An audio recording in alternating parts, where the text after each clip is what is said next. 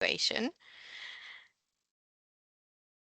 So just to start us off, it would be really great for us as the team so that we know who's here. So if in the chat you could please introduce yourself and let us know, so your name, your role and the organisation you work in, but also what you're hoping to get out of this session.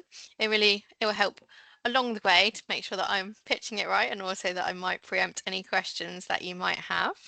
So if you just go ahead and put that in the chat for us.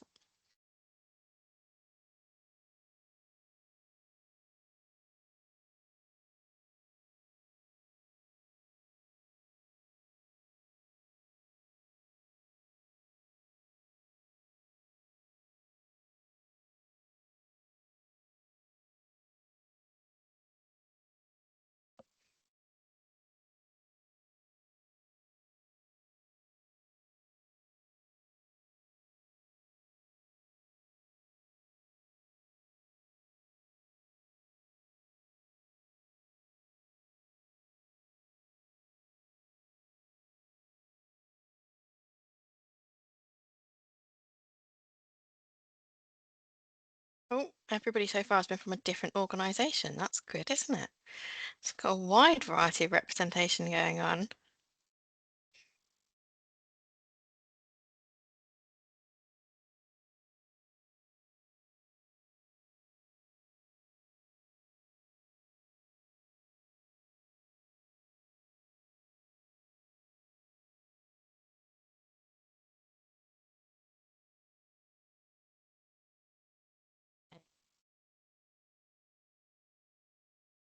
So whilst you keep putting into the chat about your name and role and what you're trying to get out of this session, I will move forward with a bit of our introduction. So just note this event is being recorded for future viewing and it will be made available to you as an educational resource via the Innovation Hub YouTube channel. So it will be made available there. A copy of the slides will be made available after the event on NHS Future's Dorset Innovation Hub platform. If you don't want your picture to be included in the video, then please do turn off your video. If you prefer not to be in any of the photos, then please do add in the chat because we will use screenshots from this event for our communication, so it's on places like LinkedIn and maybe in some of our reports. If you do want to, please do post on social media about the event using the hashtag Dorset Innovation Hub. You can use that hashtag on LinkedIn. So we do aim to finish at 5 to 2 and we will have opportunity for questions before that. So just a little bit about the team and who we are. So I said, my name is Michelle Holmes. I'm a Senior Lecturer in Workforce Development at Health Sciences University, and I am part of the education group from the Dorset Innovation Hub. And Sarah is also here. She is saving her voice. I don't know, Sarah, are you able to introduce yourself or are you just going to wave? Hi, I'm Sarah Chesel Croakey, Head of Research and Innovation at NHS Dorset and lead for the Dorset Innovation Hub. Welcome to our event. Thank you, Sarah. We're going to keep Sarah on mute so that she can save her voice. And we also have Sandra with us. Hello, everyone. Lovely to see you all today. So I work at NHS Dorset as Innovation Research Programme Manager and part of the education team with Michelle and Sarah for the Dorset Innovation Hub. We also have another member of our education group, which is Claire Nadap, who also works at Health Sciences University. Okay, so this session today, we are really talking about beyond numbers, and I think this bit of context for having this event and this training is that we've run earlier events about measuring impact, and actually a lot of those conversations we talked about the quantitative side and capturing quantitative data, but we didn't want to miss out on the importance of qualitative data. So in this session, I'm going to cover a little bit about qualitative data collection methods, some very basic about qualitative data analysis. I think it's the shortest I've ever going to run, some basics on qualitative data analysis, and a little bit about qualitative evaluation. But please do ask questions as we go in the chat, and there's also opportunity for questions at the end. just a little bit about the Dorset Innovation Hub if you haven't come to one of these community of practices before. So this is the Dorset Innovation Hub. It's made up by a variety of partners hosted by NHS Dorset ICB. And as you can see here, we have partners that cover our NHS colleagues. We have representation from higher education, the 3 higher education institutions in Dorset, local authorities, local organisations, but also then we feed in with the wider partners as well across Wessex.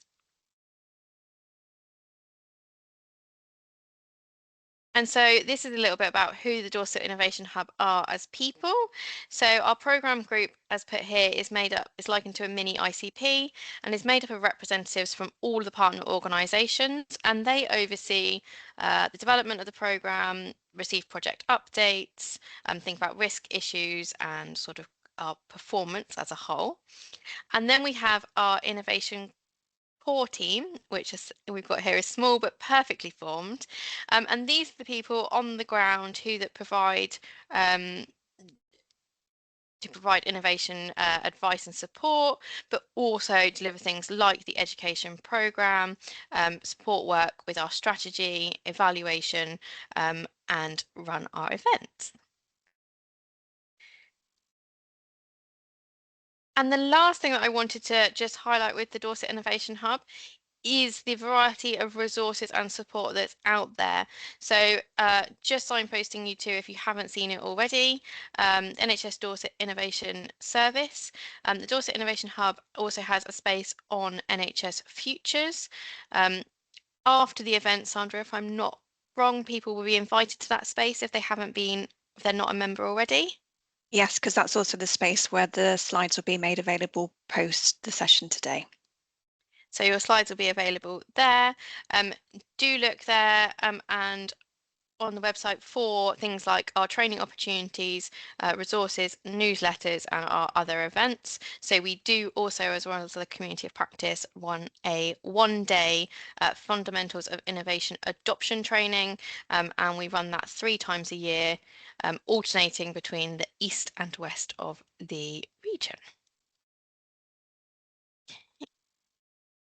And with that introduction, I will make a start. So just to start with, it would be really good for me to know who has experience of collecting or analysing qualitative data. And if you can just put a yes or no in the chat, then it gives me a bit of a heads up who's here and what they've done. Oh, we're going to have all yeses, and now we're going to be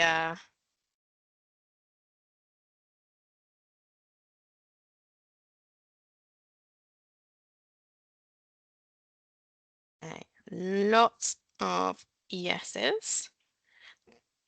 Then I haven't put this on my slide, but I'm going to ask you to expand slightly with those people who have put yes. I guess on a scale of 1 to 10, how confident are you with collecting or analysing qualitative data? 1 being not at all confident, 10 being I'm an expert and I'm about to prove everything you say is wrong. So we're going from 1 to 10 on your expertise or confidence with qualitative.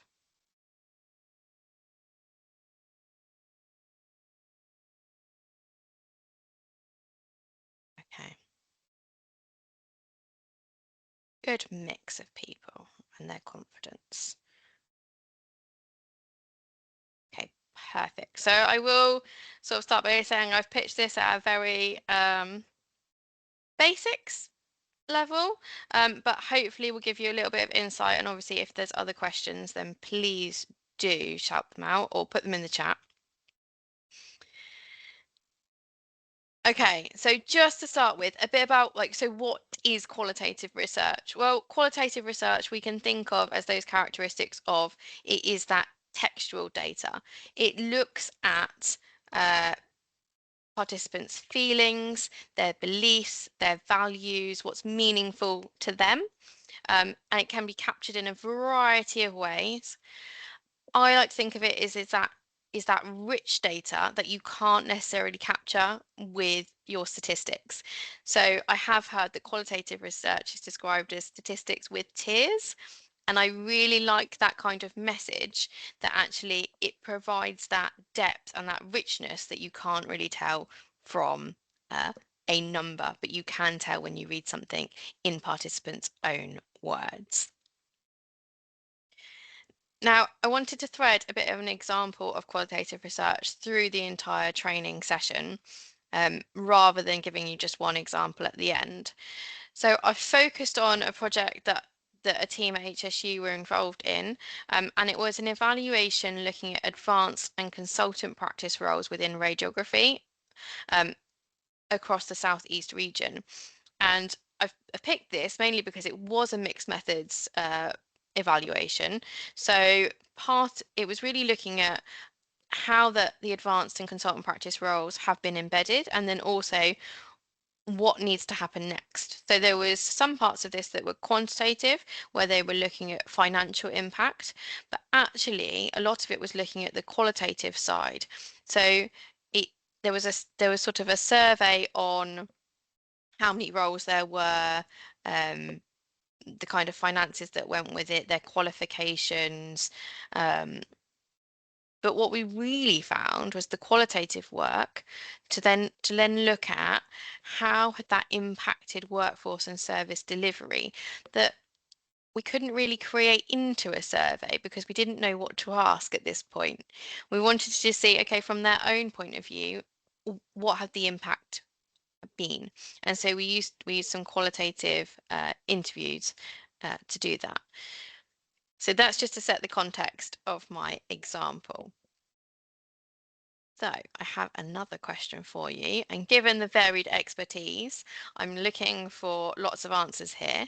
So what are some sources of qualitative data or methods to collect qualitative data? So how might you collect qualitative data? And those that have put 8s and 7s, I'm expecting lots from you. So interviews, great. That's a good one. We've got focus groups, surveys. So I'm just going to come back to the surveys and questionnaires. So those surveys and questionnaires absolutely can be used in that qualitative way. And that might be a series of open-ended questions within a survey. And the whole survey is built like that. But actually also, when you have a quantitative survey and you get that text box at the bottom that says, any other comments, that sometimes is such rich data. And so that's a form of qualitative data. Interviews, surveys, observations, digital storytelling, patient diaries, workshops, social media. Absolutely. So some of those ones, I guess, we don't typically think of in the first instance. So I really like the patient diaries example as a resource to collect qualitative data. So typically people think of that as that handwritten diary, but actually with the moves in technology, there's lots of cool apps. Not cool apps if you are a researcher that's into qualitative research, but these cool apps that can collect that rich qualitative data from individuals. So that's things like you're not just having textual descriptions, but they can post a photo, they can do a voice note, they can do a video. They become much more dynamic in those diaries.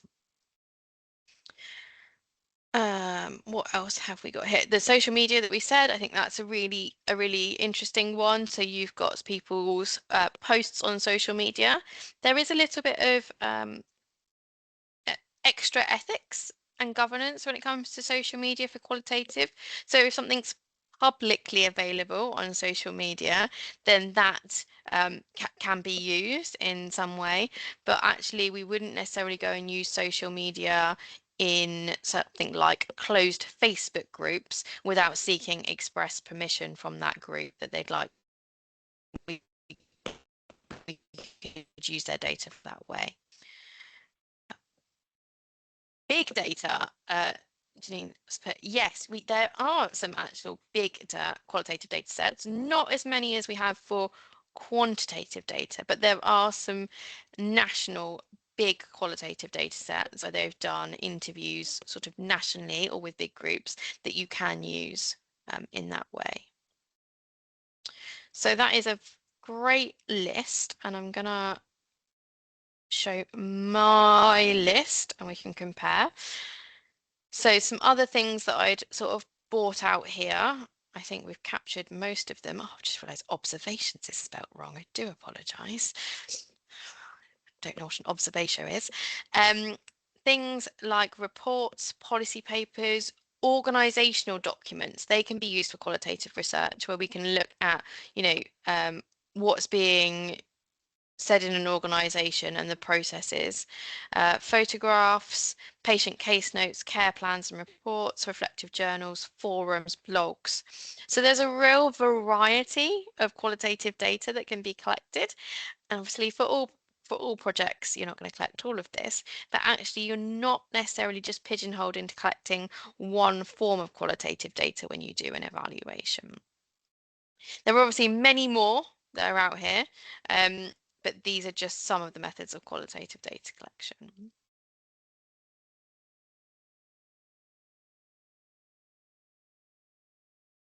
Now, I've picked out just two, and these are the two I've picked out are the most common ones, and it's the same from your answers as well. So the one that I've picked out about interviews are a very common qualitative data collection tool. And we can think of interviews in sort of three ways that they are run. So the first being structured, and structured interviews are asking each interviewee the same set of standardized questions. And questions are really fixed. It's usually specific to have their answers fit into predetermined categories. It's the closest qualitative data you can get to quantitative data, where you've got some predetermined sort of categories at the end. Semi-structured interviews are the ones that you probably are most familiar with, and that you see published quite a lot in the literature.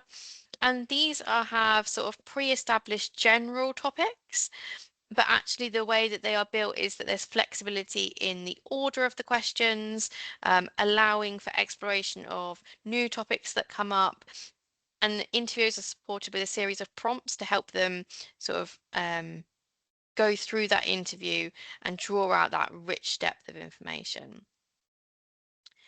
And the other form of interviews is then unstructured interviews, and this is real freedom to tell stories, and it is a real simple schedule. So often those unstructured interviews might just have and that question is open to the participants, and then it's that dialogue between the interviewer and the participant to capture that deep discourse and their sort of biographical stories. So you do see that in the literature, but I think the most common one that you'd be most familiar with is the semi-structured interviews.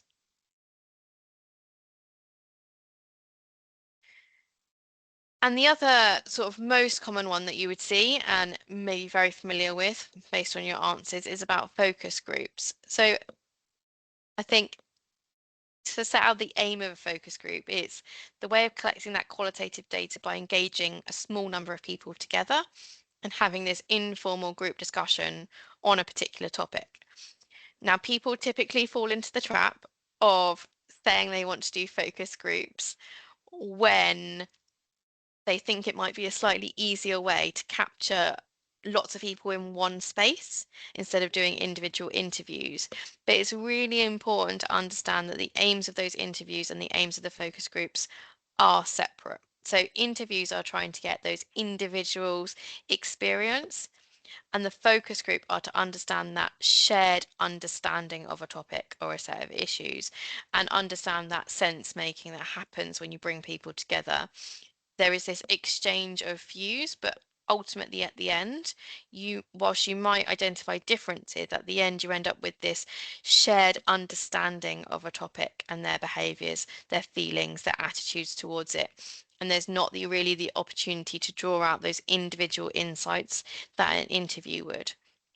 So I think it's my one of my top recommendations is if you're thinking of doing focus groups, to really ask yourself, am I doing this because I want to understand how this group makes sense of something, or am I doing it for more of a practical, pragmatic reason?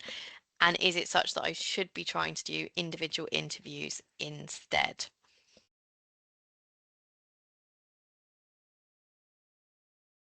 Now, in the example that I talked about earlier, and I said it was a mix of methods, I just wanted to set you through the uh, the stages of that project. Start with a literature review. Really important to understand what's already been done, what we already thought some of the impact might be, to help us unpick some of the questions that we might ask. There was a questionnaire that was sent out for advanced and consultant practice radiographers in the region, and there was also a questionnaire for service managers. So that was built on some of the literature that we already knew, and then we did semi-structured interviews with advanced and consultant practitioner radiographers. And they were people who had already completed the questionnaire. So we knew some of the things that were coming up from the questionnaire, but we really wanted to open it up to the impact that their roles were having in their service. And then at the end, participants also provided plaudits from their patients. So these were sort of the positive comments and feedback that they'd received from patients in relation to their directly about their role.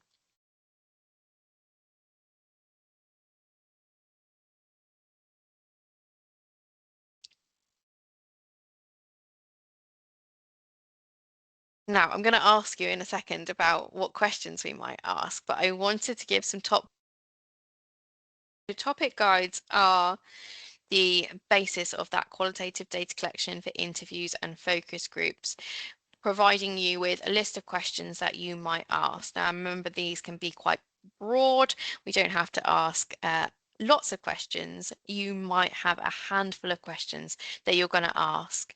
So topic guides are typically made up of this small number of open-ended questions, and I've got some example different questions here. And then they're also supported by follow-up prompts. So some of those follow-up prompts might be things like, can you give me an example of that? Can you tell me more about this? How did you feel about that? And they're things that can actually, even though you might think, well, that will come naturally, actually having them written down, I find very useful to help prompt me to ask those to get more detail. Topic guides should have questions that enable people to tell their story. And I think people that maybe aren't so don't collect qualitative data regularly tend to fall into a pattern of asking closed-ended questions. So they will say, do you have any experience of X?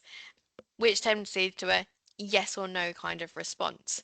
But actually what we want to do is we want to have those really broad questions. So people, rather than saying yes or no, and then you following up with more questions, that you start with a really broad opener. Can you tell me about your experience with this?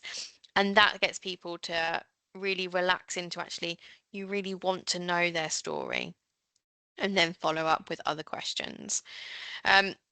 Top tips about start with a broad opening question, and then moving from those general questions into specific questions. Now, what I wanted to do is see if we could come up with some questions that we might ask for our example. So my broad question for the research project was about advanced and consultant practice and how it had impacted the workforce and service delivery. Now, if we, as a team of 39 people, were developing a topic guide, what questions would you want to put into that topic guide? What questions would you ask in an interview format? Do type your answers into the chat.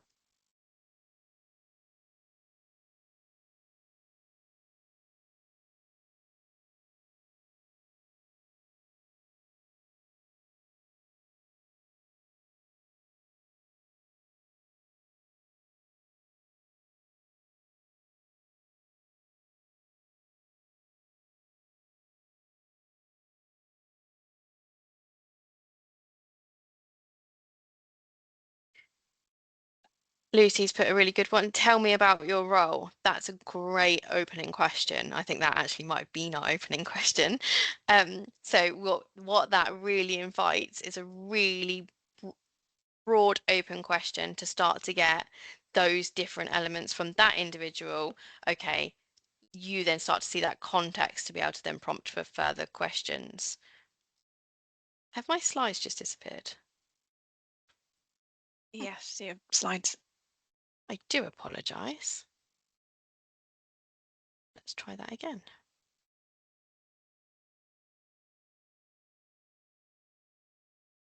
Are we back? Okay, perfect. Yes, you're back. You're back, Michelle. Oh, who knew what happened there? Okay, what other questions have people have put? What's working well? What could be improved? What ideas have you got for improvement?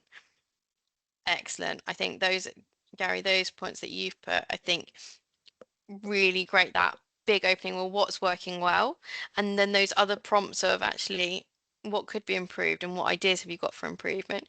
You'll find when you collect qualitative data that sometimes you get individuals that will answer all of those questions in one go. Actually, some people will answer all your questions after answering just one question, but other people, it's good to have those prompts written down so that you can tease out that depth if they don't offer it at your first question. What experiences of consultant practice have you had in service delivery? I like the one, Steve, you've put, can you give me an example where your practice is impacted? And I think those ones, those give me an example, they start to provide those really interesting insights of impact where you can actually show that difference that is actually having with those big examples. Barbara's put what would be a typical day for you? Actually, I think that was one of our prompts as well. Excellent. So I think you can see we're really looking for those broad open questions, and I've got my example. So these weren't all of the questions that we had, but these are some of them that we asked. So we'd split them into different topics, and here we had some of those questions with the associated prompts. So we did start with a big introductory question of please give a description of your role, which I think somebody said earlier, and then we had those broad questions. Very similar to some of the ones that you've all suggested as well. Now, once we have collected our data and we have put it into whatever format, so I haven't really covered transcription in this, but once we have got it into a format that we are ready for analysis, we can then begin coding. So qualitative data analysis starts with coding, and it's a fundamental starting point for all qualitative data analysis. So how that works, it is about labeling the data, and it's labels are something that stand for something in the data. And it's a way of organizing and managing that data and starting to think about what small portions of the data actually mean. And it's a careful process that requires really meticulous record keeping about the different labels that you give for something in the data. And so how some individuals do this is they will label each sentence of a participant. They might label each line of a transcript with what is the participant saying, and what does that, how can we give that a category? And this is the first step in many different forms of analysis, and there are many different ways, from thematic analysis all the way through to more complex grounded theory, phenomenology, but it all begins at the coding level. So it's a really important step. We can then build on those codes, and the way that is done is then we build on that. We take those codes that we've attached to labels or sections of our transcript or our data, And those signify and identify the meaning in the participants' own words. And then we start to develop those codes into a much higher level, thinking about concepts and themes that we might group together. And so we start to then look for those patterns across codes. So in this nice image that I always use when I talk about qualitative data analysis, is we're moving from the data of the transcript to these codes that we then start to think about, well, how do those codes relate to each other, and are there patterns within them? Can we group them in any way into these higher level categories? Now, the really important thing is that this is an iterative process. So when you're developing those codes and you're developing those categories, we can go back all the time to see where's that come from in the data and the participant's own voice and the participant's own words. Now, we're going to see if we can give this, I've never done this in this form, but we're going to see if we can do this a little bit live. So I'm going to give you a section of this interview, and I wanted you to see if you could come up with what codes you might use if we were coding part of this interview transcript.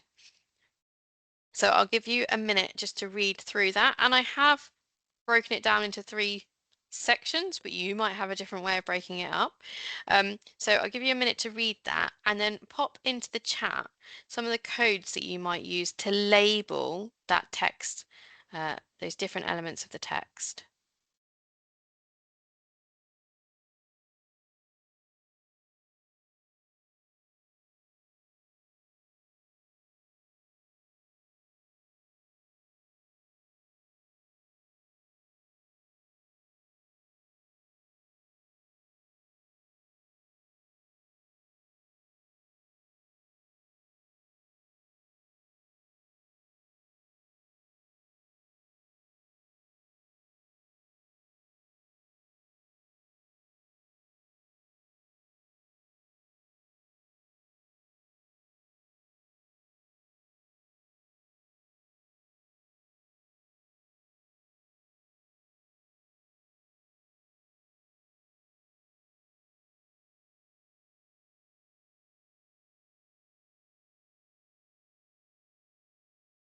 So do please share in the chat any codes.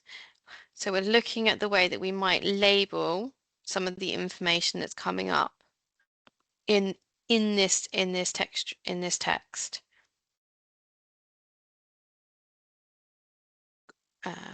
Awareness of service, individuals within it, team culture, patient views, communication, socializing role.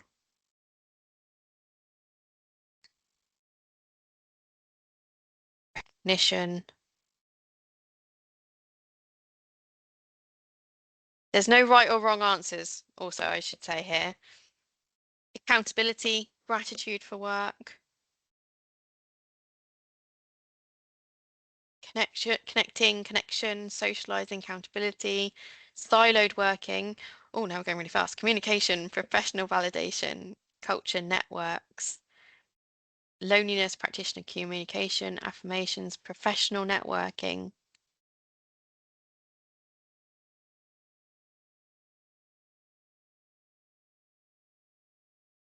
Absolutely.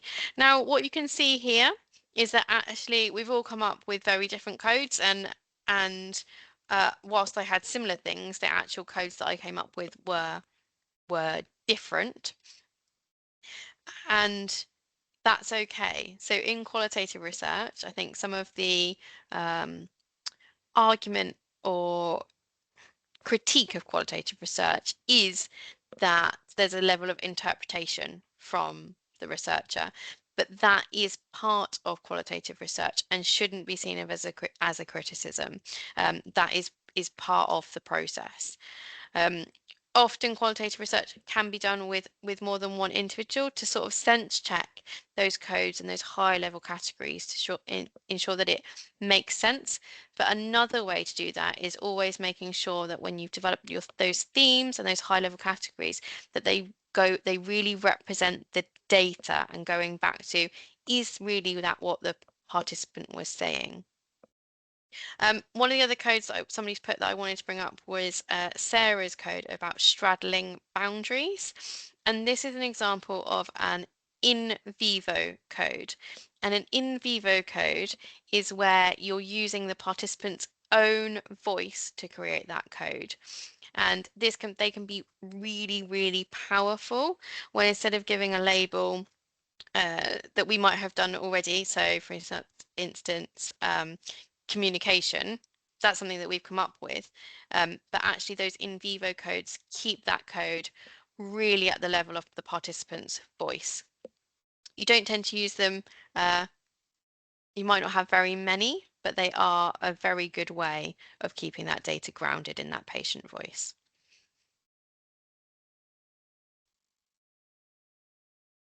So I wanted to then show, obviously I can't show the full journey in the example of the coding to the themes, but once you have a big long list of codes which you would generate, these can then be developed into those higher level categories. And in this example, these 4 themes were developed, and I try to keep these themes again grounded in that richness of those participant stories. And so I've got quotes that go with each of those themes. So we came up with "There's no one else like me." So this was about advanced and consultant practitioners' role development. "My job doesn't look like a radiographer's job." It's about their roles and responsibilities. Obviously, we are practitioners for a reason. It's looking at the impact of delivery on patient care, and the future could look really exciting. And that was perceptions on the future of the workforce. So these were then developed from those codes, developed into these higher level themes, and then each of those themes then written up into the kind of qualitative write-up that you might be really familiar with. And I've got an example of that on the next slide. So this was looking at some of their impact on services. So I've got interviewees identified the impact of their advanced and clinical consultant practitioner roles. This was seen in a variety of ways, for example, reduced waiting times, hospital avoidance, and impact on clinical services. For example, less of a burden on care homes and social services. And an impact on service delivery was also noted. When I'm involved in the radiotherapy planning, the planning pathway is significantly quicker. Now, I think I picked this as a really good example of showing impact as a way for this project, that if we'd have only looked at the quantitative data, the numbers of these practitioners in the region would be very small, and would we be able to look at waiting times potentially, but actually we might not have seen much of a quantitative impact. But actually when we look at it as we identified this through the qualitative interviews, that might be something that we then want to look at a bigger, wider picture about reduced waiting times. Things like hospital avoidance wasn't something that we particularly identified from the literature review, but might be something that we could then measure going forward as well. So as well as being able to tell it in the participant's own words, I think what's really good about the qualitative research is identifying aspects that you might not ever think of measuring.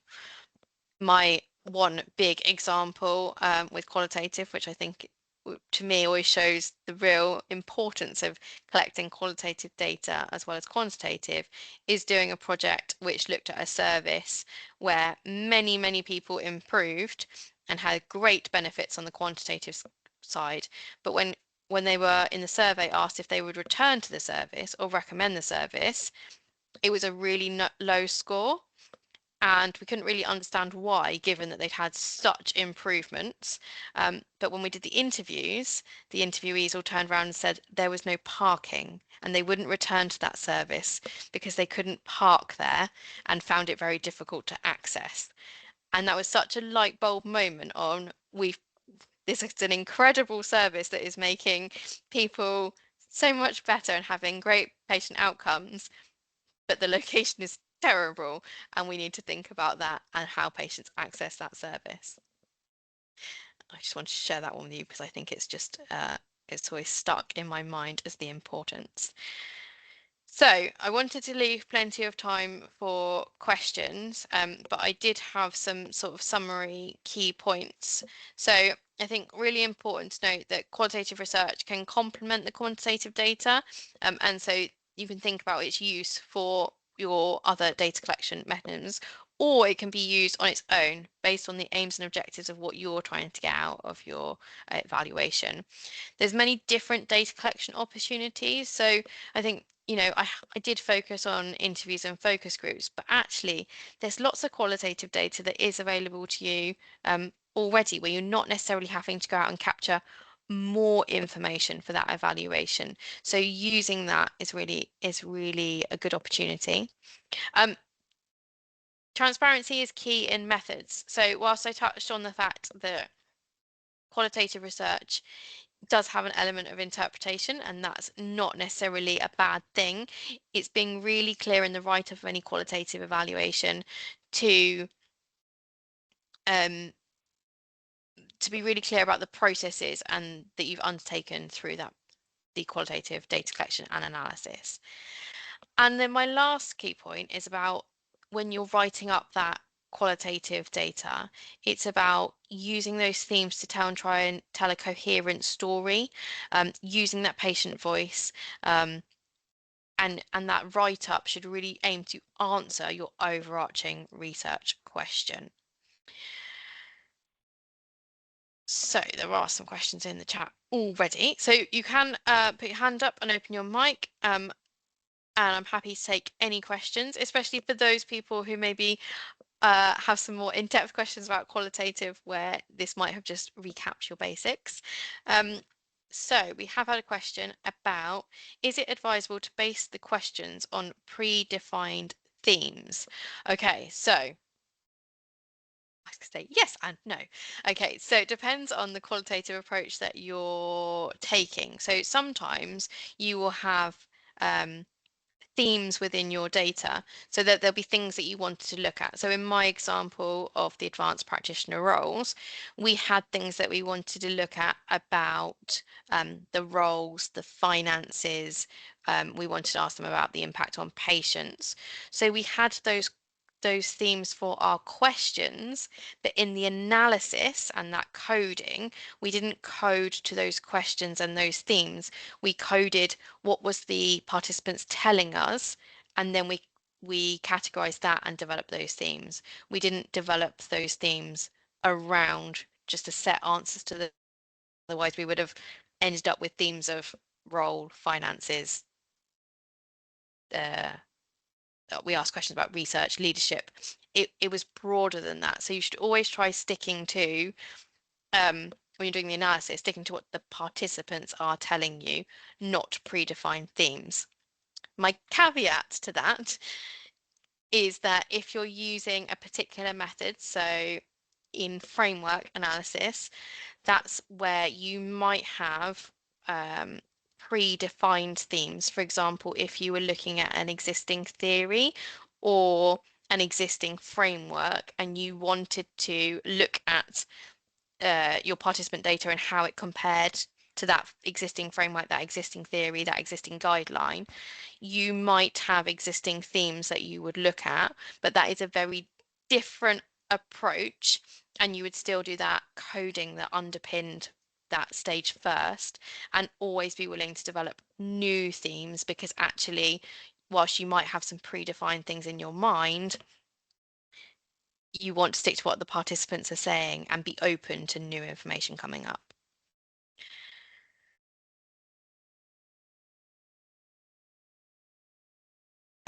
Okay, for a less formal evaluation, for a service review evaluation rather than research, could you recommend a lighter touch approach? For example, thematic analysis using AI. Oh, it's a really interesting one, Janine, because it's a very interesting one, and I know that more AI is being used in qualitative research. And it's being used in research and in other evaluations. I would still say there is some debate about using AI. I think it can be there's two things. One, about the participants' data that you're putting into it. and does that have the right permission to do that, and checking that software and what it will do with that data.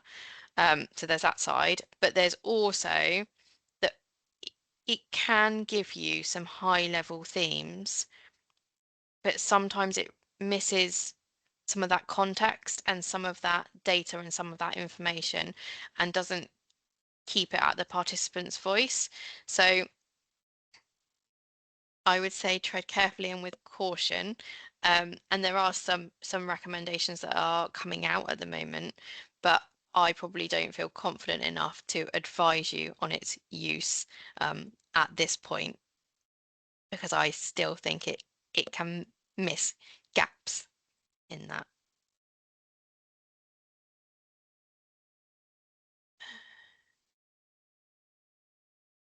Placing a lot of emphasis on representation in thematic, understanding who's in the room and who's not is important.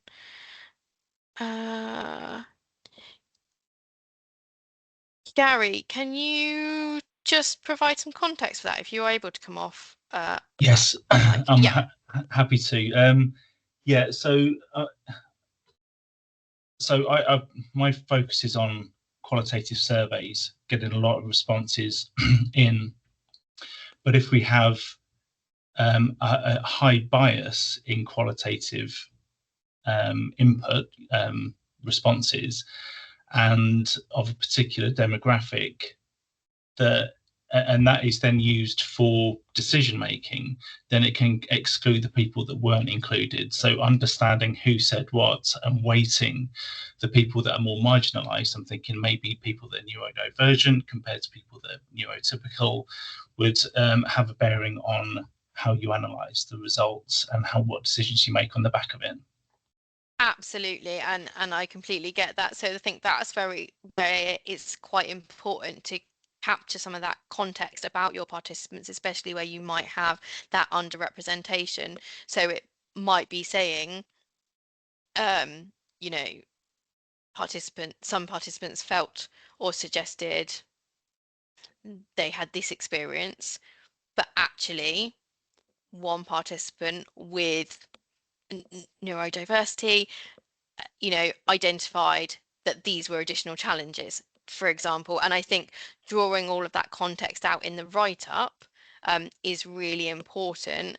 And so yes, absolutely a way to, something to consider within your analysis, especially where you don't have those equal weightings. And I think something that people fall into the trap of sometimes is quantifying their qualitative results. So they'll say,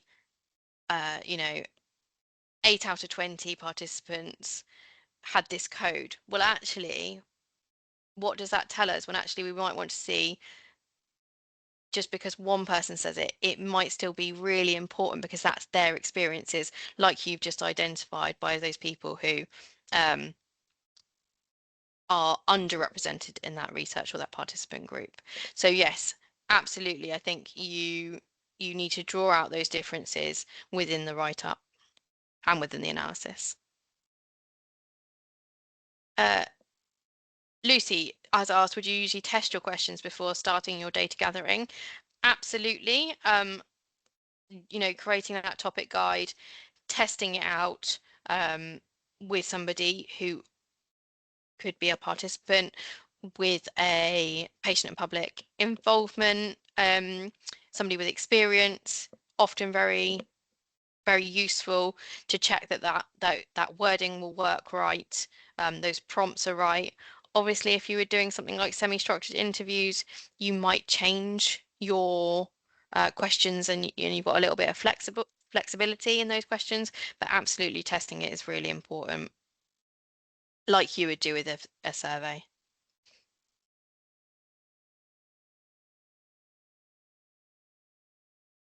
Oh, how many participants do I need in qualitative research? That is an excellent question, and not one that I have an answer for. There is a really, really good resource that I will I think I'll try and put it onto the NHS Futures about sample size, and it is called "How many interviews is enough?"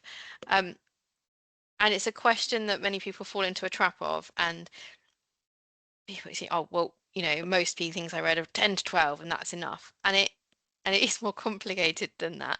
So there used to be a concept about data saturation. So that would be that as you were going through your analysis, you'd collect data and analyze as you go. And then as you started to think, well, there's no new things coming up, that's where you would call it, and you say that the data is saturated, and you'd stop your interviews. But actually now people are moving away from that concept of data saturation and moving to more concepts about information power and data adequacy. And really what that is saying is there's a level of about that saturation about new information, but it's about the richness of that data. Do you have enough rich data to tell that story and answer that question? So I don't have an answer. I think it is that making sure that your staff see that it's an iterative process, that they should be collecting data and analysing as they go, and then looking for that richness of data. And also thinking back to Gary's point about the reflection of the sample and is that sort of, have you got enough of varying views in order to answer the question? So really, Clara, I didn't really answer the question. Yeah, about how diverse it is. No, you did, and I'm looking forward to the resource. Thank you. Okay, so I'm running out of time, and I said we'd finish at 5:02. So I've got a list of recommended resources, tools and guidance. These are all free. I've got some guidance on templates for qualitative research. There's some really good coding videos on YouTube. For thematic analysis, which I realise is only one type of analysis, but it's a very good website which has lots of resources for coding, is also there. The National Centre for Research Methods I always have a big plug for, because they have so many resources and online tutorials, and they also offer a variety of training, both free and paid for.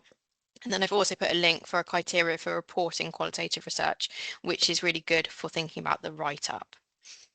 Okay, with 2 minutes to go, Sandra, please would you be able to set up the poll for the evaluation? Thank you. So I have launched it, so hopefully it's there. It is. So this is really important to us, so that we can gather the information about our events and making sure that we're pitching them at the right level, and any improvements that we can make. So please do complete the poll. There are 6 questions. I will not fill in my own poll to say how good my event was.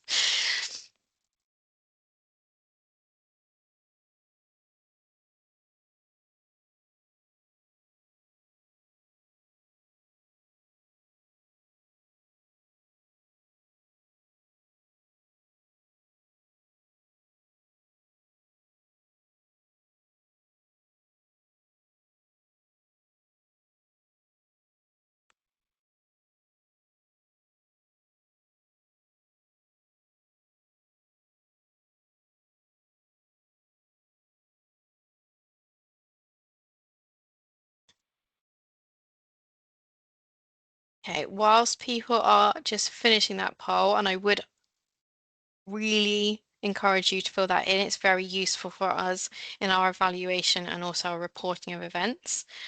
It was just really to say that thank you for joining us over for the last 55 minutes. There is a drop-in session planned, so this is an opportunity to ask further follow-up questions, and that will be held on Wednesday the 29th of October at 2 p.m. And then there are, if you do have any other queries and you want to follow up, then our email address is there. And please do spread the word about the Innovation Hub Community of Practice and look out for the next session.